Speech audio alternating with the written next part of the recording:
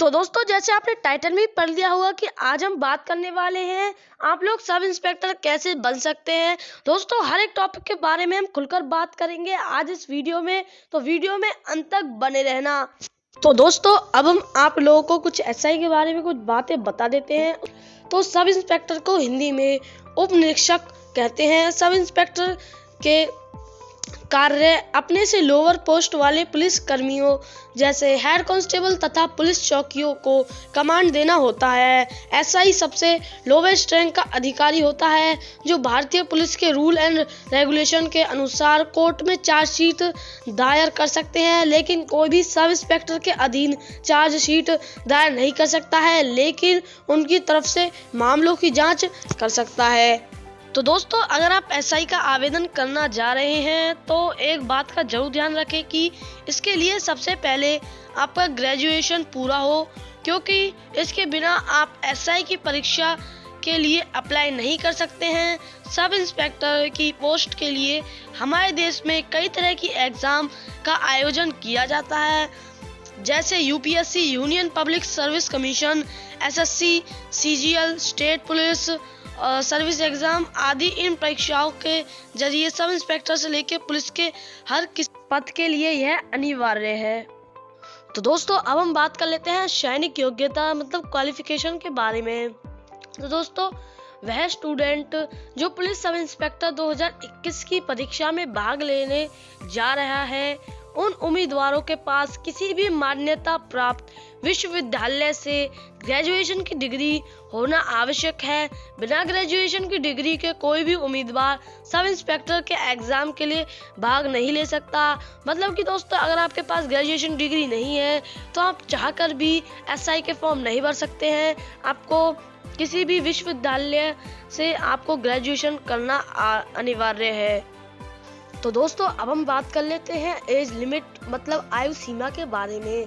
तो पुलिस विभाग की सब इंस्पेक्टर परीक्षा के लिए आवेदन करने के लिए उम्मीदवारों की आयु सीमा 21 वर्ष और अधिकतम 28 वर्ष होना आवश्यक है, जबकि एससी या फिर एसटी उम्मीदवारों के लिए आयु में 5 वर्ष की छूट निर्धारित की गई है और ओबीसी कैटेगरी के उम्मीदवारों के लिए आयु में 3 वर्ष की छूट निर्धारित की गई है।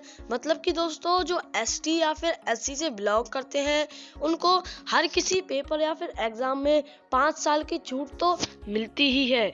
तो दोस्तों, अब हम बात कर लेते हैं कुछ सिलेबस के बारे में जो कि एसआई के पेपर में आता है। तो सब इंस्पेक्टर बनने के लिए उम्मीदवार को सबसे पहले एसआई एग्जाम पैटर्न और सब इंस्पेक्टर का सिलेबस के बारे में पता कर लेना चाहिए है, क्योंकि इसी के आधार पर ही आपसे एग्जाम में क्वेश्चन पूछे जाते हैं तथा इससे आपको सब इंस्पेक्टर की तैयारी करने की मदद मिलती है। यदि आप एसआई के टेक्निकल और नॉन टेक्निकल सिलेबस के बारे में जानना चाहते हैं तो इसके बारे में आपको आगे पूरे विस्तार से बताऊंगा।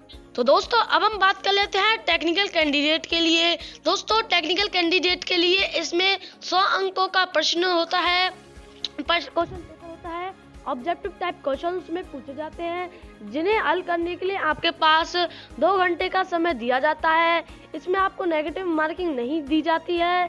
फिजिक्स के लिए आपको 33 मार्क्स, केमिस्ट्री के लिए 33 मार्क्स और मैथ के लिए भी 34 मार्क्स मिलते हैं। टोटल हो गए 100 मार्क्स। दोस्तों, अब हम बात कर लेते हैं नॉन टेक्निकल कैंडिडेट्स के बारे में। तो दोस्तों, वहाँ पे हमको 100 नंबर का पेपर मिलता था, पर यहाँ पे आपको 200 नंबर का पेपर मिलेगा। दोस्तों, इसमें आपको 3 घंटे का समय मिलता है, 200 अंक का आपका पेपर होगा। इसमें भी आपको नेगेटिव मार्किंग तो नहीं मिलेगी, पर हिंदी में आपके 70 मार्क्स होंगे, इंग्लिश में आपके 30 मार्क्स होंगे, जनरल नॉलेज मतलब जीके में आपको 70 मार्क्स मिलेंगे और मैथ्स में आपको मिलेंगे 30 मार्क्स। तो मतलब दोस्तों, जीके और हिंदी के आपको 70 मार्क्स मिलेंगे। इसके आपको पढ़ाई ज़्यादा करनी पड़ेगी और इन सबको टोटल मिला के आपके हो जाएंगे 200 अंकों का एक पूरा पेपर। दोस्तों, अब हम इसकी प्रोग्रेस के बारे में बात करते हैं कि आपको कौन से टेस्ट देने पड़ेंगे जिसके बाद ही आप एसआई बन सकते हैं।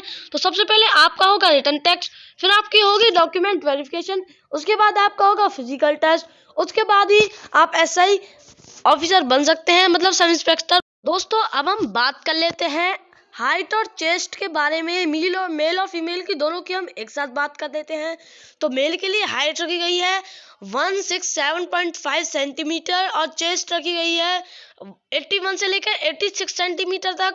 और दोस्तों फीमेल में बात करें तो हाइट रखी गई है 152.4 सेंटीमीटर और चेस्ट रखी गई है नील। दोस्तों अब हम बात कर लेते हैं एसआई की सैलरी के बारे में। तो भारत में पुलिस सब इंस्पेक्टर का पद बहुत ही जिम्मेदारी वाला पद होता है तथा सब इंस्पेक्टर की सैलरी प्रत्येक राज्य के हिसाब से अलग अलग होती है। भारत में सब इंस्पेक्टर के रैंक का अधिकारी का औसत वेतन अन्य सभी को मिलाकर लगभग 42,055 रुपये प्रति महीने के करीब हो सकता है।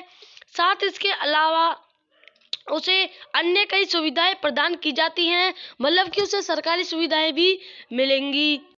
सैलरी को सुनने के बाद तो दोस्तों आपका रिएक्शन भी ऐसा हो, पैसा ही पैसा होगा। दोस्तों मैंने आपको एसआई के बारे में इतनी सारी डिटेल दी है। दोस्तों मुझे भी विश्वास है कि आपका रिएक्शन वीडियो देखने के बाद ऐसा हो। थैंक यू, आपका ये उपकार जिंदगी भर याद रहेगा मुझे।